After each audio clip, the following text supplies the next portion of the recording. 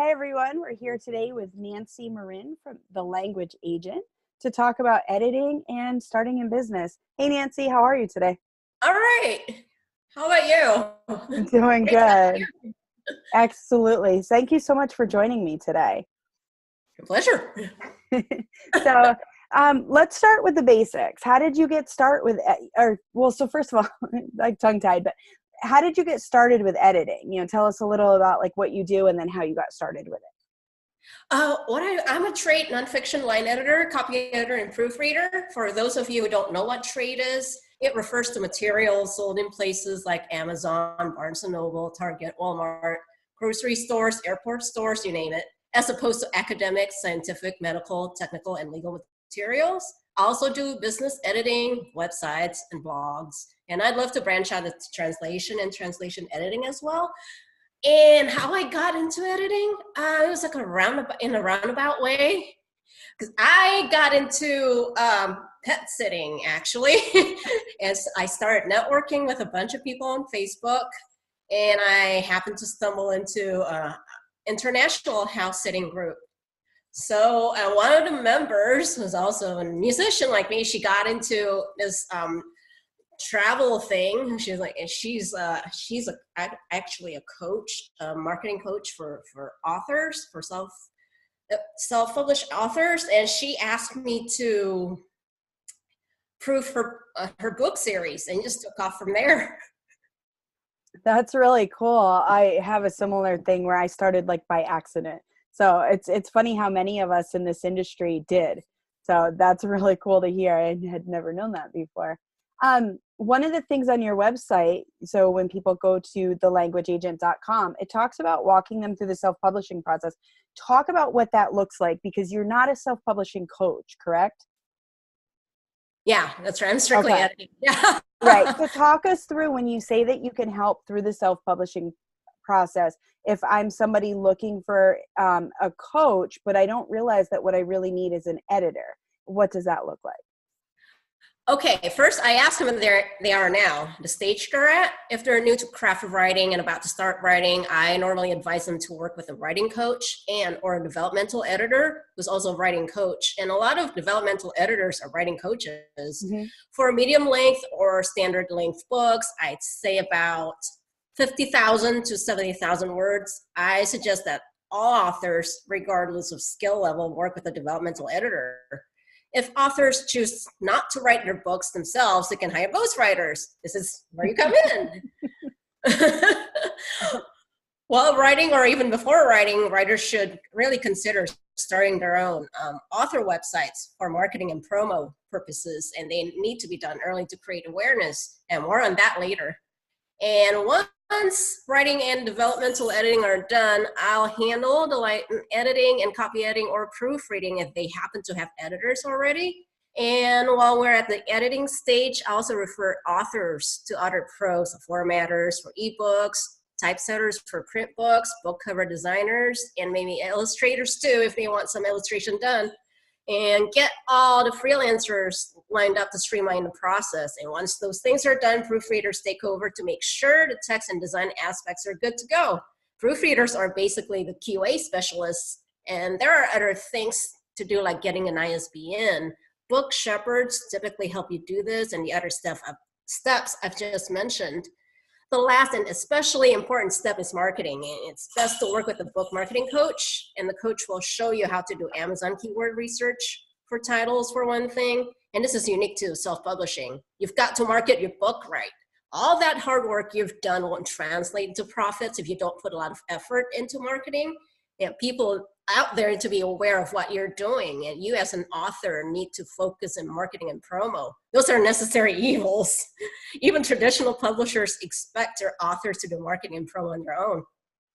That's so true. That's so true.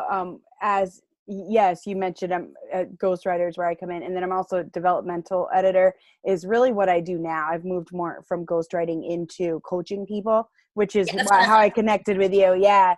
And I love what a resource you've been even for me, sharing when I've needed somebody who just needs an editor. And since I don't do editing specifically, I'm working more with helping people understand their voice. It's been great to reach out to folks like you and how, especially for you, how you've really connected me with other people.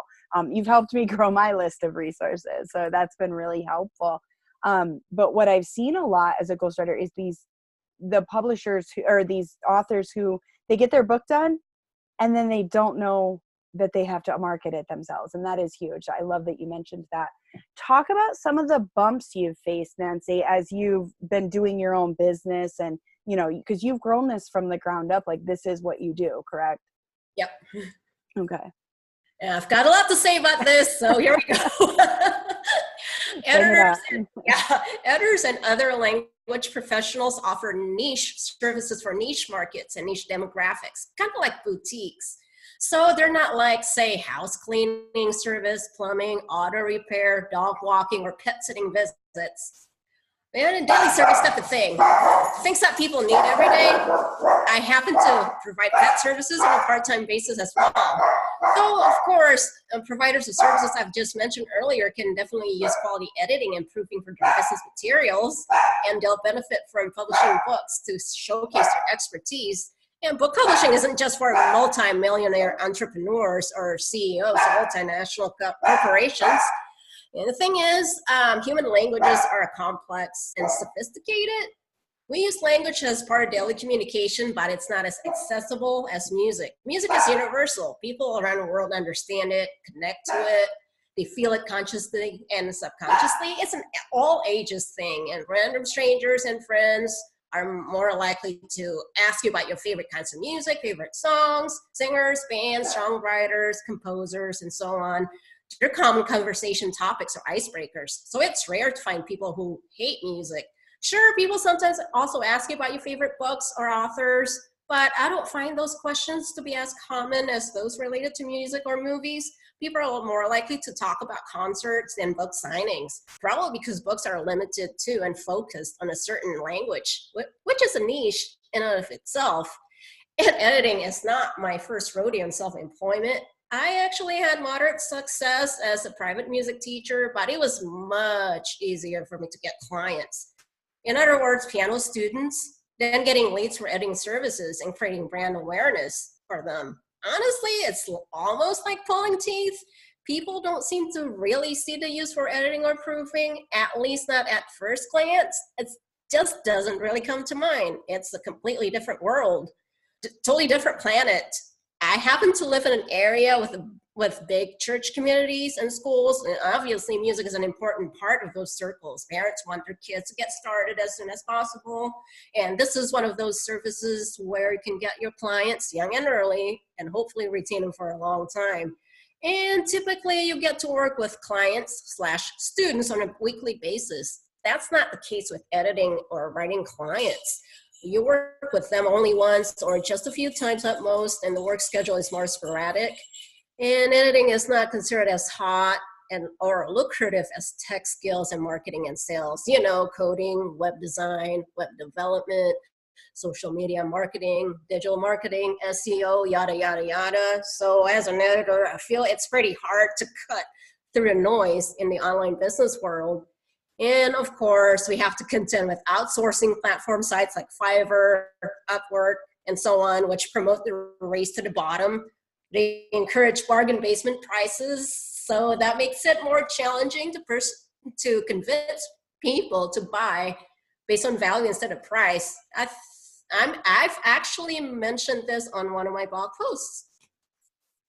That, you bring up a great point, and I'm going to throw us a little bit off script a little bit, but okay. Let's talk about that real quick, because, it's some of the things as a ghostwriter that I come across is people will say, well, I don't really need an editor. I have you. And I'm like, wait a second. If I write it, I can't edit it.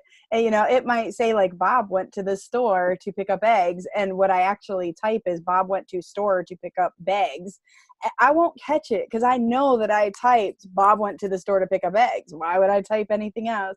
And so as an editor or as a ghostwriter or a writer of any kind, it's so important to have the editor. What sometimes that my clients will tell me they want to do is they'll be like, well, why can't I use a site like Fiverr or Upwork? And I tell them that's great when people get started. If you look at a lot of freelance coaches, they'll tell you, sure, if you want to waste a lot of time and spend 50 hours a week working to get, 20 hours in pay, go to those sites. But if you really want to get quality clients, which is where you and I have been, you want to charge, a rate that you can be satisfied with, that you can live with. And yeah, you come across people where you're like, hey, here's a passion project, I want to help you. But for the most part, you have your rates, you stick to them.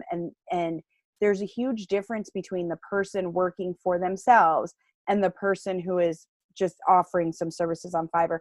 Talk a little bit about what makes you different from that. And we're not knocking, just to be clear for anybody watching, we understand that sometimes you have to go to Fiverr or Upwork or to the cheapest thing because you've got a quality final editor or proofreader, and that's fine for you. We're talking to the clients who are trying to write bestsellers.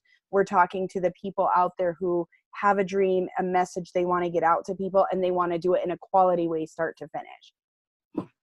You have to have a relationship with your editor. I mean, that's very important. You have to mesh when it comes to personality and views.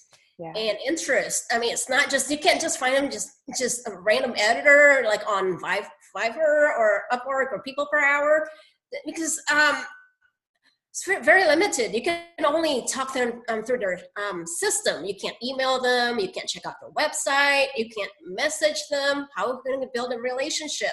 Because it's very important, especially for longer works. Yeah. You need to get along very well. You have to know each other's personality types first to see if you guys are going to click. You can't do that like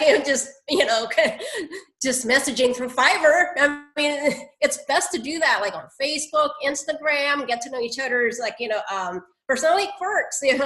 Are you right for me? It goes both ways. It's a lot like dating. It is. You just don't want to get married right away, or sleep with that person on the first date. I mean, yeah. I feel Fiverr's like that. Right. Because you're looking specifically at the cost versus the value that the person can provide. Yep. Yeah, I love that. So as we're speaking, because that's a learning point for our clients and for potential clients, talk about some things you've learned while you've been going through business.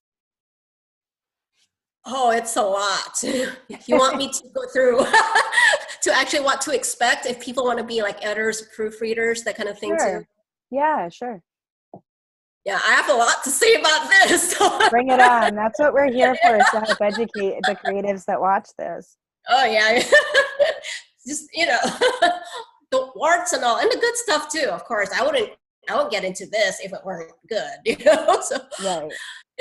Just like any line of work, I've actually learned by doing. I'm still learning by doing. Everybody does that too. And this is especially the case with editing other language-related work. School didn't prepare me for this. So consulting and networking with professionals in the field help bridge the knowledge gap. And technology makes it much easier than ever to connect with other pros nowadays. There are online groups, associations for editing, writing, you name it. And although it helps, you don't have to have a degree in English, journalism, or literature. Heck, I've had formal studies in music, not book publishing, though I wrote music journalism pieces, among other things. And don't believe anyone who says a degree is a must. That's bunk. But you have to have a talent for and an interest in language. No two ways about it. And always be open to learning and stay curious about things and about life in general. Don't rest on your laurels. Dedicate yourself to continuing education. Language evolves, and language trends pretty much change as often as babies' diapers need changing. At least that's the case in the English language. And there's so much to learn aside from language, the publishing process, marketing and sales, the icky stuff. And contrary to popular belief, editing and proofreading aren't just about fixing errors in grammar, spelling, and punctuation. That's obvious, but there's a lot more involved. Lots of judgment calls, lots of rules. Sometimes the rules are objective. Sometimes they're subjective, subject to interpretation. And editing is both an art and science. It's mentally taxing. It's a total brain workout. It'll make your brain buff or swole, either that or aneurysm. Anyway, most people can only edit for 4 hours straight per day, 4 or 5 max. It's pretty intense. many people who express interest in editing or proofreading end up running the other way after finding out what the whole thing entails.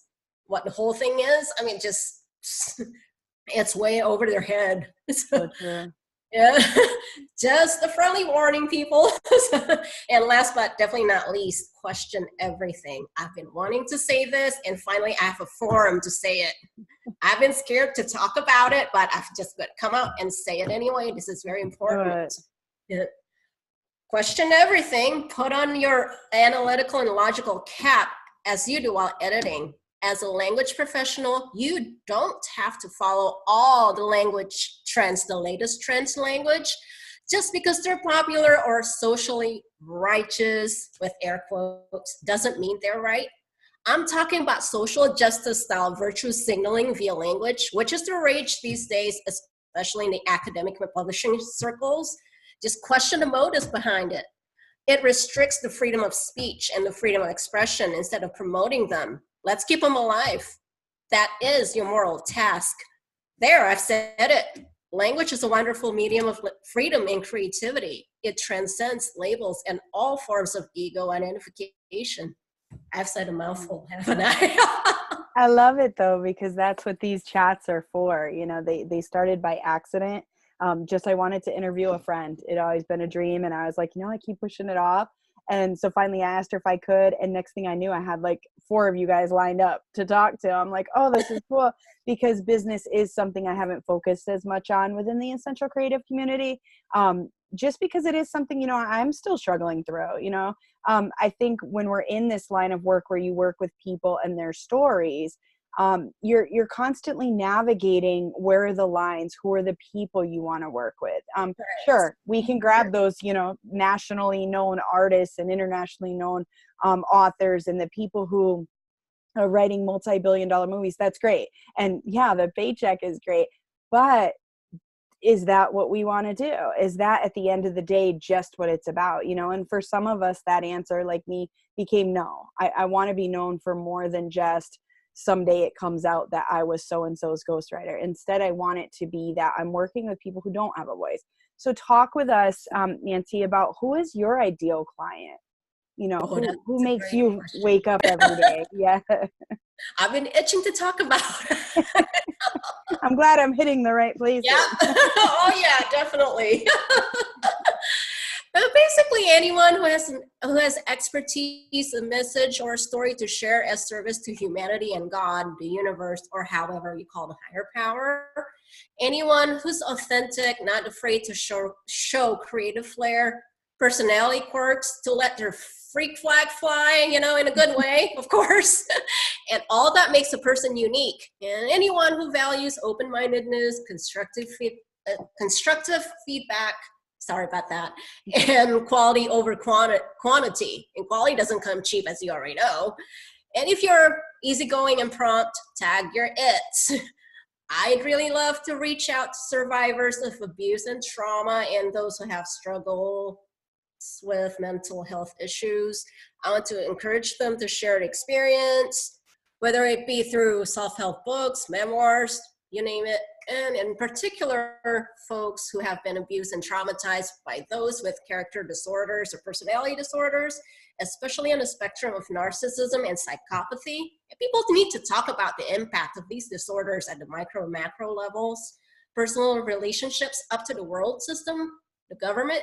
And there are self-published books on the subject, but a lot of them are badly written and badly edited. And you can't, I just like, oh my gosh, this is not helping our cause. So I want to help people create quality materials in that department. And last but not least, I'd love to also reach out to people in the freedom movement, libertarians, voluntarists, to spread truth and love under natural law of creation, the creator's law, spiritual law, the golden rule, people who believe in the golden rule. That's awesome. We overlap so much in who we like to work with. Earlier today, before coming to do this chat with you, I had taken a Darren Hardy professional development thing on success, and it was like your roadmap to success. And he asked in it, one of the questions was, who was your ideal client? And so I laughed because I'm like, I have that for a question later. But as I was thinking about it, I love working with survivors. there is something about somebody who's been through something that should have killed them, should have broken them, and helping them find, you know, again, we work in the different space, but it's cool to work with that same person of helping them find their voice, come up with the story, and be able to hand them to someone like you to take what we've been able to get down on paper, and then they edit it to turn it into that final book, and then work with them on how to translate that into marketing to their right audience, and finding their right platform. So while you were talking, it made me think about, we both know people who we could love that we have seen put out books, and you're just like, oh, Yes. like, oh, if I could have had my hands on this, or gosh, why do I not tell the world what I do? You know? I thought that so mean. You know, we're not being mean. I just care. right. And it's just like, what do you know, how did that person not know to reach out to me? Or did they know to reach out to me? And, you know, I was talking with a friend of mine who wrote a very good book, and he wasn't happy at the end. I thought the book was well written. I mean, there were things that could always be improved, right? Even when we're done with a book, there's still something, you read it back. And for years, I would not read back any book I had edited as a developmental editor, because I was like, I know I'm going to find something else. And It's so even worse if you're a copy editor. It's even worse. yeah, I bet. It's terrible.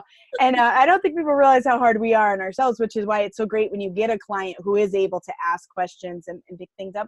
But so while you were talking, it made me think about, we have friends that we know who have put things out, and obviously we can't help every friend. Like, unless we have 3, it's impossible for any person in this field. Right. But talk about why it's so important. I feel like we've talked about the steps. I'm kind of throwing this one at you based on what you said, but we've talked about the steps to becoming published. We've talked about what you do and how it works in the whole field of publishing. But why is it so important to have that quality editor and have somebody who can talk to you and say, you know, like I've said to clients, like, no, this sucks. It's just not good the way it is. Like, why is that so important, Nancee, as an editor?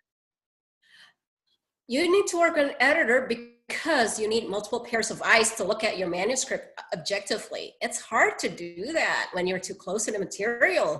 Even seasoned authors need editors, and editors need editors. Nobody's perfect. And you need someone to help you steer your story to the right direction. You need a co-pilot to help it land smoothly. Sometimes, this is the hard truth, you need to kill your darlings, as the saying goes. You may be attached to certain things in your story, but your readers aren't really feeling it, feeling them, or just don't really get them. And those things just don't add enough oomph to your story, just spoil the story progression. And an editor's job isn't to just being a grammar Nazi. Editors also try their best to ensure that readers will find your book readable and engaging. It has to grab and hold their attention. Your editor gets to be the reader too at this stage. And of course, I'm talking about editing from the developmental or structural perspective. I'm not a developmental editor, as I've mentioned earlier. I'm a line editor, copy editor, and proofreader. But this concept of readability and digestibility also makes sense from the copy editing stance. A lot of copy editing and proofing deal with the visuals of the text. Glaring errors will create distraction. It takes away the enjoyment of reading. And not all writers know the publishing conventions in traditional publishing. And of course, each genre has its own conventions. Even experimental works have conventions. And this is where copy editors and proofreaders come in. They help you make judgment calls on the conventions. If you want to compete with the big wigs as an indie author, you've got to have traditional publisher quality material. Just think of your editor as your makeup artist, hairstylist, or wardrobe stylist. He or she helps you look your best under the spotlight. Okay, so let me make sure then that we clarify this for anyone listening. So if you're a potential author and you're listening to this, where does copy editing fall in line? So you go out, you get the marketing coaches toward the end, we've said, like, or actually we've said really it should be toward the beginning, but most people get it at the end because you want to build that up. Then you have the coach who's helping you through this writing process. Do you come in toward the middle, the end of the process? Like, you're not just cleaning it up like the proofreader, you also do this copy editing. At what stage is ideal for you to come in? It's it's in this order: developmental, line, and copy. Line editing, copy editing. And actually, a lot of times to combine those two. proofreading is always the last. So yeah, you can say the middle. Okay. So I want to make sure, because I know sometimes, I do work with in the indie publishing, some individuals who can't afford all the steps. And so sometimes we'll break through one and I'll say, okay, fine, I'll do some of the copy editing stuff. It's not my specialty. I love that there's people like you out there that love that, just like you probably love that there's people. Yeah, because that's where you're really looking at the words. With my last client, I had to do it all. And oh my gosh, I gained such a respect as I was working. I loved the book. I absolutely enjoyed the process from beginning to end in terms of coming up with the story. But boy, when I got to like that copy editing and proofreading stage, I was like, oh, hell no. Like, this is why people get paid to do this. And this is why, like, my passion is developing the story. My passion is showing people how do you get your voice out there. I love that there's other people like you who live for finding the specific of like, no, it really shouldn't be amazing for the 19th time. Let's try to find new I wish ways. I could do something like you. It's more creative. I want to do something more creative. That's big picture doesn't make sense to me. It's just like, huh? During the headlights look. Oh, that's so funny, because the details, while I'm a detail-oriented person when it comes to like analytical, when it comes to creativity, I hate the detail. Like, I'm the one who will color outside the line and just find a way to change the picture so it looks like it was needed. So, I find that there's creativity in all of that, though. Be in a creative community that for the blog that we're going to throw this on, and I'm going to share it also on my show Vera blog. So like the one that is for people looking for writers, because that will best service you as well. But I'm going to share it also on the creative community.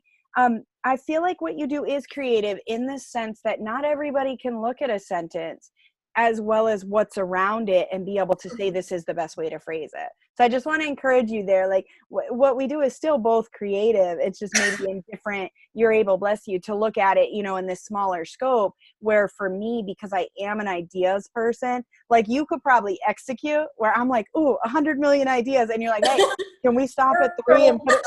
Yeah. Like, let's come back in here, shall like wheel it in. And I think that's so important. Like, I think that's where the networking comes in, and really having a great team behind any author. The ones who do it with only 1 or 2 people, they're really missing out on how to truly have a wonderful book. So, so to close up and wrap up, let's say I'm in love with my story. Like, I've poured my heart into this. I don't want you to make any changes, but yet I know I'm supposed to come to an editor. Why would I hire you? And if I would, what would be the value in it? And I feel like we've talked about this, but I want to make sure I phrase this in a way, because I know we've both known people who've been very married to their stories, and it's a challenge for us. Like, let's be real and talk about that. Like, when you're married and we have to tell you, like, hey guys, there's more to what you're saying than what you're saying. And I know that runs a little bit into development, but I think you're an important part in that copy editing, because you're getting down to that word for word space. Yeah, like I've mentioned earlier, I mean, you can't look at your material objectively. You're too close to it. You need other opinions, second opinions, third opinions, fourth opinions. And some people may not feel the same way about your manuscript. Oh, this needs detail. Oh, this needs like less stuff. Yeah. So, because you want to please the reader. I mean, you're not going to be like people pleaser, if you know what I mean. But at least you have to appeal to them at a certain level. Otherwise, their book's not going to sell. Right. So, okay, that brings me to a last question. Some people have this misunderstanding that being an editor is specifically looking at the words, especially the type you do, copy editing, proofreading. And this one I didn't send to you ahead of time. This is just based on our conversation. I think it's really important to understand you have a knowledge of the industry, even though, like you said, you don't have a degree in it. Neither do I. I have an MBA. Like, what does that have to do with writing? My bachelor's is in human services management. Nothing to do with writing, but writing is what I do well. It's really where my passion is, helping people to understand things. So when you take that, we have to understand the industry. We have to understand what makes people sell. How have you dealt with it? How have you handled it? Or do you, because maybe by the time they come to you, they're already past this point, but do you ever get clients who are they think that it's a great book. They know it's a great book because 3 of their friends have said, hey, I need to publish this. But then you're like, no, this isn't going to sell the way it's written. How do you address that with people? And do you have to do that? Unfortunately, I haven't had a lot of experience with that because that's more like a developmental level. Okay. Usually I say, okay, here's a list of developmental editors. Okay, they can help you fix all that stuff. And when you're done with it, just holler at me. I'll take care of the next steps. So from your seat, then somebody else has already walked them through and had that hard conversation of, if you really want this to sell, these are the changes. And what you're doing is, do you work with the developmental editor? Because maybe there's some developmental editors watching this who are like, hey, I need a line editor. I know meeting you has been a blessing for me in terms of like, I have a resource now I can go to. So for that developmental editor, they've walked through it, they've gotten it. Do you work with that person to say like, okay, these are the challenges that I'm passing on to you that I've addressed with them already. Can you make sure that we've addressed them? Is it like a partnership with you and them, or is it more between you and the client, or a team kind of atmosphere? I haven't had that experience yet. Maybe someday, but I usually just do referrals. That's what I'm doing right now. I'll be open to working with any editor or proofreader, any professional. That would be awesome to be part of a team. Okay, that's great to know. And my hope, for these interviews and fireside chats, however we refer to them, is to really help people network and see. And I think it's great when people can see our faces and our personalities. I used to do interviews and then transcribe them into the written word. And it's like, no, the reason we started recording them is like people, and actually, again, it started by accident. When I went to transcribe the interview with my friend, I'm like, oh my God, I just lost like all of the excitement of this interview.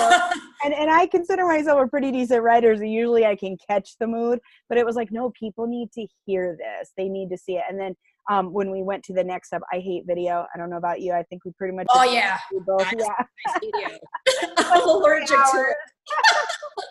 It's too much prep to make sure. And so I love that you agreed to do this and that we're just putting it out there. These videos aren't edited afterwards. You get to see where we mess up. You get to see where we sound a little scripted. But the point is to start wherever you're at. And so I love that you took that opportunity. And I thank you for agreeing to do it with me, Nancee. And hopefully people will learn about you. And I thank you for taking time to really educate our clients and potential clients on what we do and how the editing process works. Oh, thank you. Thanks. I just need to get the word out about everything, So. Absolutely. So people can find you at thelanguageagent.com. Yes. Are you on Instagram as well? Yes. Just thelanguageagent.com. Yeah. Okay. So under thelanguageagent.com, they can find your the language agent. That's like Instagram. Yeah. Oh, okay. Perfect. Or language agent on Facebook. Okay, perfect. So you were lucky enough to get it all in all 3. So that is super smart. All right. So thank you so much, and I'll see you soon. All right. Thank you.